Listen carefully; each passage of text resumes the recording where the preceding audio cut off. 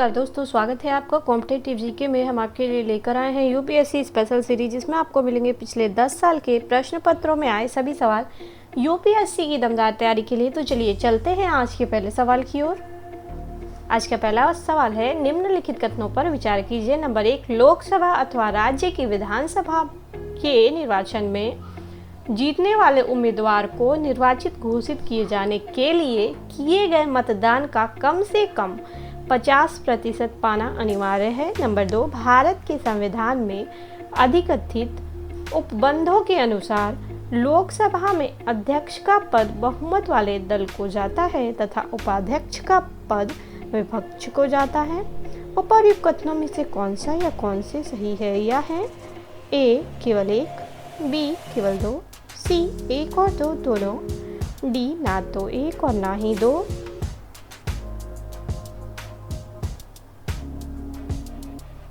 इसका सही जवाब है डी, ना तो 1 और ना ही 2। दूसरा सवाल, निम्नलिखित में से कौन सा या कौन से भारत में 1991 में आर्थिक नीतियों के उदारीकरण के बाद घटित हुआ है या घटित हुए हैं? नंबर 1, जीडीपी में कृषि का अंश बृहत रूप से बढ़ गया। नंबर 2, विश्व व्यापार में भारत के निर्यात का अंश बढ़ गया। नंबर 3, एफडीआई का अंतर्वाह यानी कि इनफ्लो बढ़ गया। नंबर 4, भारत का विदेशी विनिमय भंडार बृहत रूप से बढ़ गया। नीचे दिए गए कोड का प्रयोग कर सही उत्तर चुनिए। ए केवल 1 और 4, बी केवल 2, 3 और 4, सी केवल 2 और 3, डी 1, 2, 3 और 4।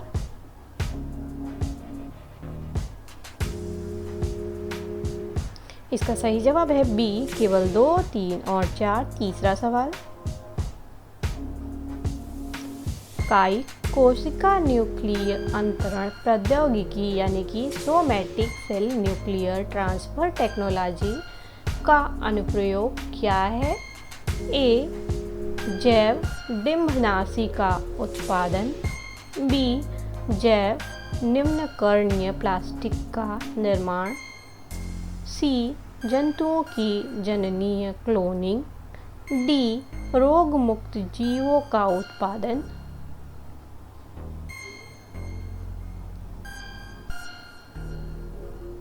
इसका सही जवाब है सी, जंतुओं की जननीय क्लोनिंग। चौथा सवाल,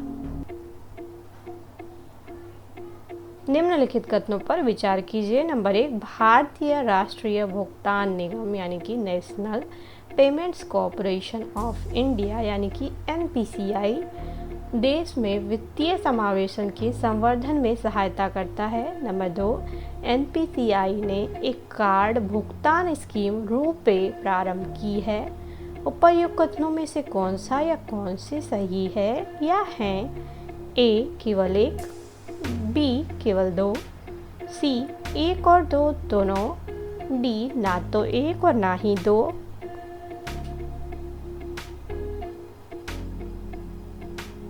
इसका सही जवाब है सी, 1 और 2 दोनों। पांचवा सवाल, एम स्ट्राइप्स शब्द कभी कभी समाचारों में किस संदर्भ में देखा जाता है? ए वन्य प्राणी जात का बद्ध प्रजनन, बी बाघ अभयारण्यों का रखरखाव, सी स्वदेशी उपग्रह दिक्चालन प्रणाली, डी राष्ट्रीय राजमार्गों की सुरक्षा।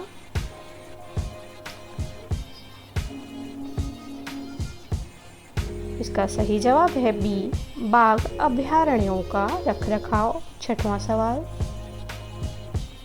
वस्तु एवं सेवा कर यानी कि गुड्स एंड सर्विसेज टैक्स यानी कि जीएसटी के क्रियान्वित किए जाने का या किए जाने के सर्वाधिक संभावित लाभ क्या है? या है नंबर 1, यह भारत में बहु प्राधिकरणों द्वारा वसूल किए जा रहे बहुल करों का स्थान लेगा और इस प्रकार एकल बाजार स्थापित करेगा। नंबर 2, यह भारत के चालू खाता घाटे को प्रबलता से कम कर उसके विदेशी मुद्रा भंडार को बढ़ाने हेतु से सक्षम बनाएगा। नंबर 3, यह भारत की अर्थव्यवस्था की समृद्धि और आकार को बृहद रूप से बढ़ाएगा और उसे निकट भविष्य में चीन से आगे निकल जाने योग्य बनाएगा। नीचे दिए गए कूट का प्रयोग कर सही उत्तर चुनिए। ए केवल 1, बी केवल 2 और 3, सी केवल 1 और 3, डी 1, 2 और 3।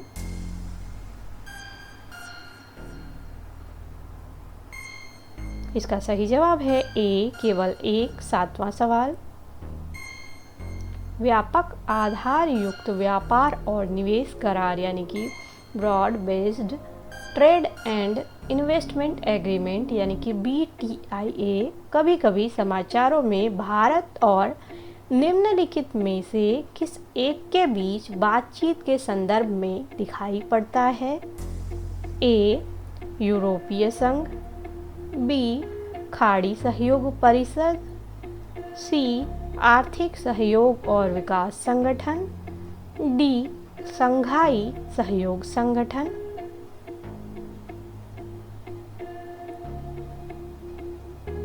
इसका सही जवाब है ए यूरोपीय संघ। 8वां सवाल, निम्नलिखित कथनों पर विचार कीजिए। नंबर 1, भारत ने WTO के व्यापार सुकर बनाने के करार यानी कि TFA का अनुसमर्थन किया है। नंबर 2, TFA WTO के बाली मंत्री स्तरीय पैकेज 2013 का एक भाग है। नंबर 3, TFA जनवरी 2016 में प्रवृत्त हुआ। उपर्युक्त कथनों में से कौन सा या कौन से सही है या हैं? ए केवल 1 और 2, बी केवल 1 और 3, सी केवल 2 और 3, डी 1, 2 और 3।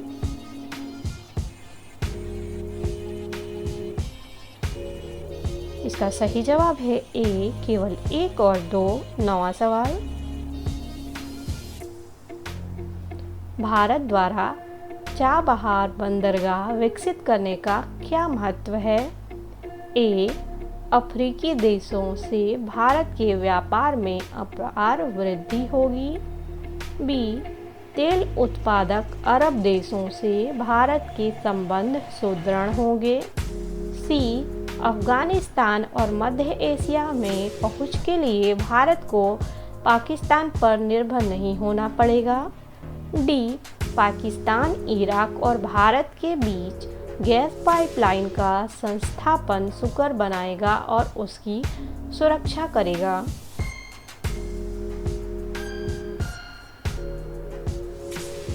इसका सही जवाब है सी अफगानिस्तान और मध्य एशिया में पहुंच के लिए भारत को पाकिस्तान पर निर्भर नहीं होना पड़ेगा। 10वां सवाल,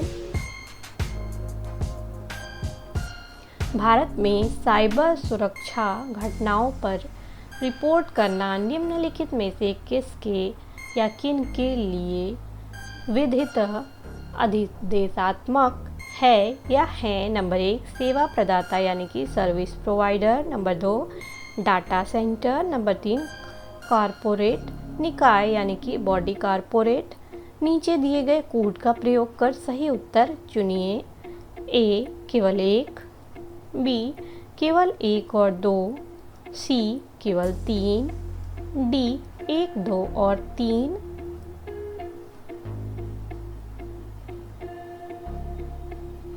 इसका सही जवाब है डी 1, 2 और 3। 11वां सवाल,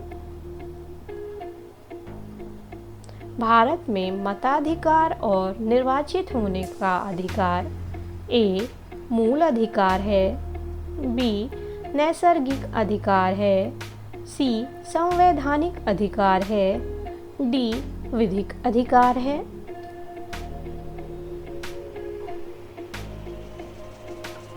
इसका सही जवाब है सी संवैधानिक अधिकार है।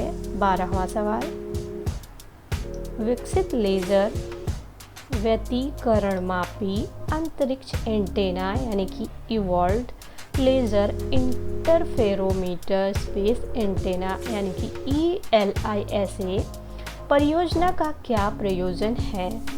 ए. न्यूट्रिनो का संसूचन करना, बी. गुरुत्वीय तरंगों का संसूचन करना, सी. प्रक्षेपास्त्र रक्षा प्रणाली की प्रभावकारिता का संसूचन करना, डी. हमारी संचार प्रणालियों पर सौर प्रज्वाल यानी कि सोलर फ्लेयर के प्रभाव का अध्ययन करना।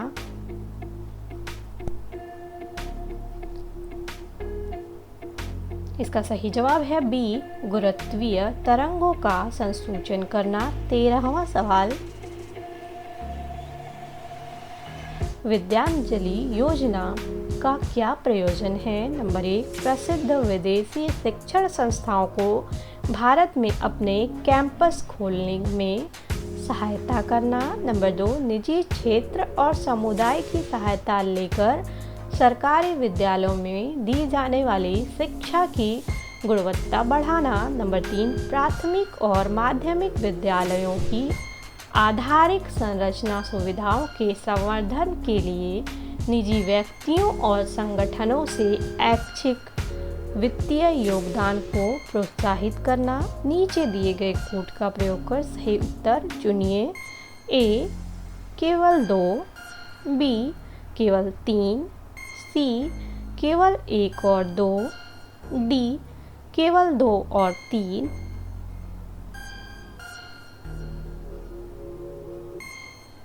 इसका सही जवाब है ए. केवल 2। 14वां सवाल, उन्नत भारत अभियान कार्यक्रम का ध्येय क्या है? ए.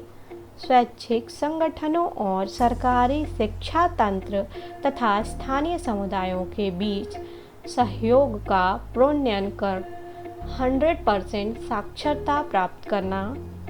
बी.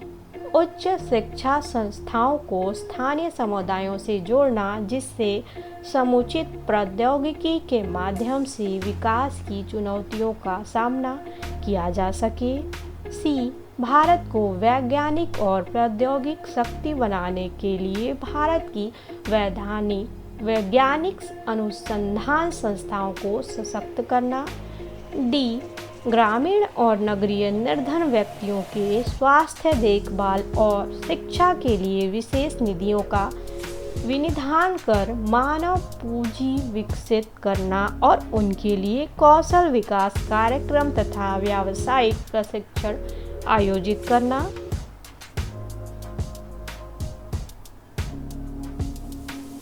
इसका सही जवाब है बी. उच्च शिक्षा संस्थाओं को स्थानीय समुदायों से जोड़ना जिससे समुचित प्रौद्योगिकी के माध्यम से विकास की चुनौतियों का सामना किया जा सके। 15वां सवाल,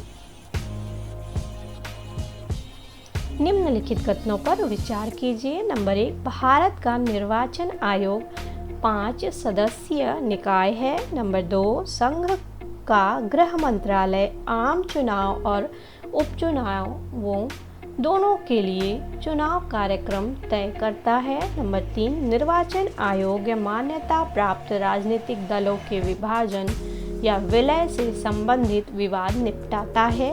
उपर्युक्त कथनों में से कौन सा या कौन से सही है या है? ए. केवल 1 और 2, बी. केवल 2, सी. केवल 2 और 3, डी. केवल 3।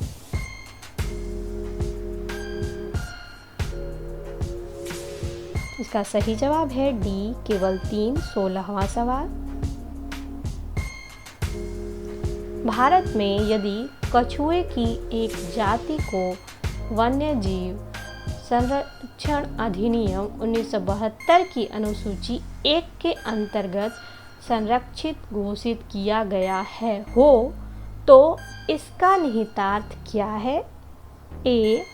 इसे संरक्षण का वही स्तर प्राप्त है जैसा कि बाघ को। बी. इसका अब वन्य क्षेत्रों में अस्तित्व समाप्त हो गया है, कुछ प्राणी बंदी संरक्षण के अंतर्गत हैं। और अब इसके विलोपन को रोकना असंभव है। सी, यह भारत के एक विशेष क्षेत्र में स्थानिक है। डी, इस संदर्भ में उपर्युक्त बी और सी दोनों सही हैं।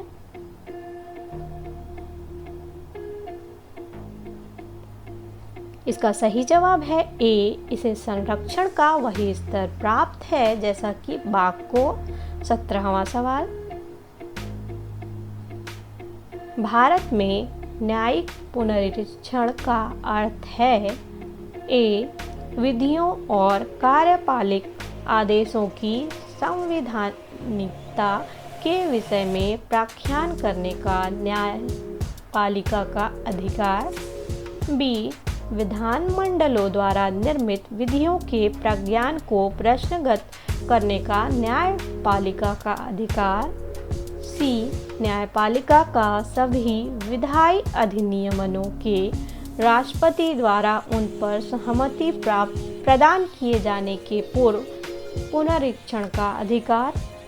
डी, न्यायपालिका का सामान्य भिन्न वादों में पूर्व दिए गए स्वयं के निर्णयों के पुनरीक्षण का अधिकार।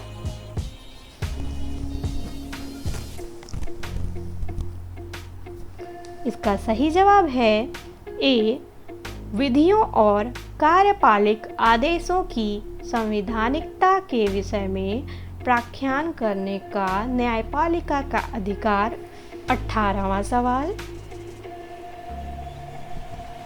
भारतीय स्वतंत्रता संघर्ष के संबंध में निम्नलिखित घटनाओं पर विचार कीजिए। नंबर 1, रॉयल इंडियन नेवी में गदर। नंबर 2, भारत छोड़ो आंदोलन का प्रारंभ। नंबर 3, द्वितीय गोलमेज सम्मेलन। उपर्युक्त घटनाओं का सही कालानुक्रम क्या है?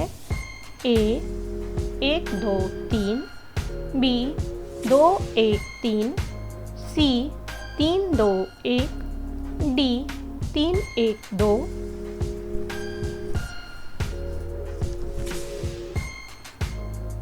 इसका सही जवाब है सी 3 2 1। 19वां सवाल,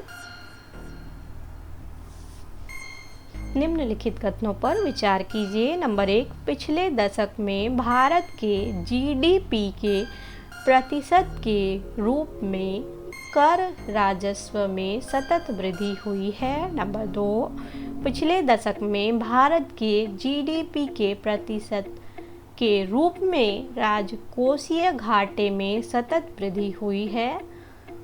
उपर्युक्त कथनों में से कौन सा या कौन से सही है या हैं? ए केवल 1, बी केवल 2, सी 1 और 2 दोनों, डी ना तो 1 और ना ही 2।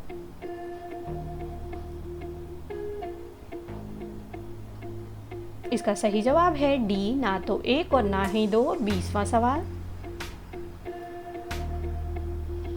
हाल ही में कुछ शेरों को गुजरात के उनके प्राकृतिक आवास से निम्नलिखित में से किस एक स्थल पर स्थानांतरित किए जाने का प्रस्ताव था? ए कॉर्बेट राष्ट्रीय उद्यान, बी कुनो पालपुर वन्यजीव अभयारण्य, सी मुदुमलाई वन्यजीव अभयारण्य, डी सरिस्का राष्ट्रीय उद्यान।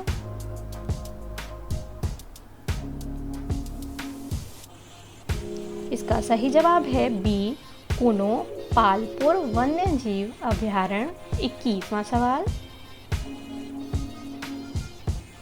किसी राज्य में राष्ट्रपति शासन की उद्घोषणा के निम्नलिखित में से कौन से परिणामों का होना आवश्यक नहीं है? नंबर 1, राज्य विधानसभा का विघटन। नंबर 2, राज्य के मंत्री परिषद का हटाया जाना। नंबर 3, स्थानीय निकायों का विघटन।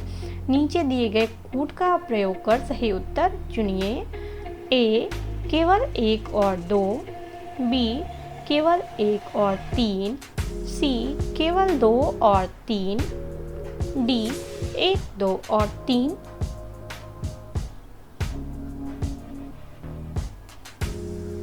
इसका सही जवाब है बी, केवल 1 और 3। 22वां सवाल, भारत के संविधान में शोषण के विरुद्ध अधिकार द्वारा निम्नलिखित में से कौन से परिकल्पित हैं? नंबर 1, मानव देह व्यापार और बंधुआ मजदूरी यानी कि बेगारी का निषेध। नंबर 2, अस्पृश्यता का उन्मूलन। नंबर 3, अल्पसंख्यकों के हितों की सुरक्षा। नंबर 4, कारखानों और खदानों में बच्चों के नियोजन का निषेध।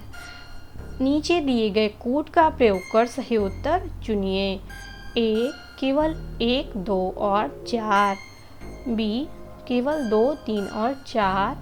सी, केवल 1 और 4। डी, 1, 2, 3 और 4।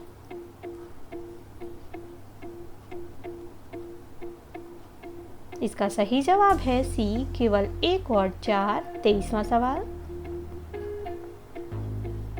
निम्नलिखित में से कौन सा भौगोलिक रूप से ग्रेट निकोबार के सबसे निकट है? A, Sumatra.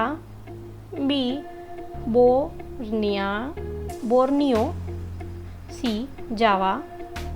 डी, श्रीलंका।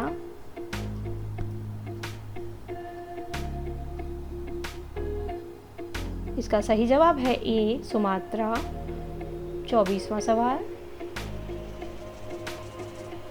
निम्नलिखित कथनों में से उस एक को चुनिए जो मंत्रिमंडल स्वरूप की सरकार के अंतर्निहित सिद्धांत को अभिव्यक्त करता है। ए, ऐसी सरकार के विरुद्ध आलोचना को कम से कम करने की व्यवस्था जिसके उत्तरदायित्व जटिल हैं तथा उन्हें सभी के संतोष के लिए निष्पादित करना कठिन है। बी, ऐसी सरकार के कामकाज में तेजी लाने की क्रियाविधि जिसके उत्तरदायित्व दिन प्रतिदिन बढ़ते जा रहे हैं। सी, सरकार के जनता के प्रति सामूहिक उत्तरदायित्व को सुनिश्चित करने के लिए संसदीय लोकतंत्र की एक क्रियाविधि। डी, उस शासनाध्यक्ष के हाथों को मजबूत करने का एक साधन जिसका जनता पर नियंत्रण हास्योन्मुख दशा में है।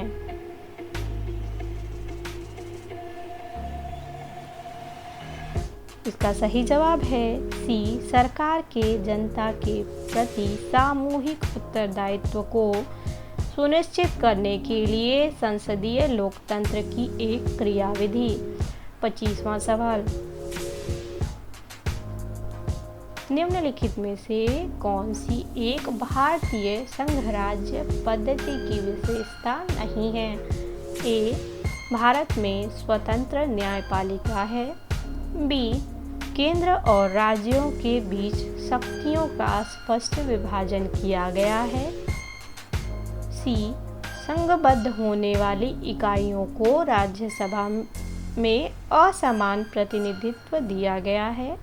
डी, यह संघबद्ध होने वाली इकाइयों के बीच एक सहमति का परिणाम है।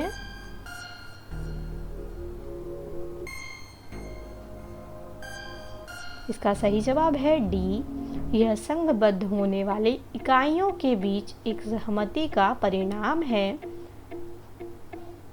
तो दोस्तों, वीडियो को लाइक करिए।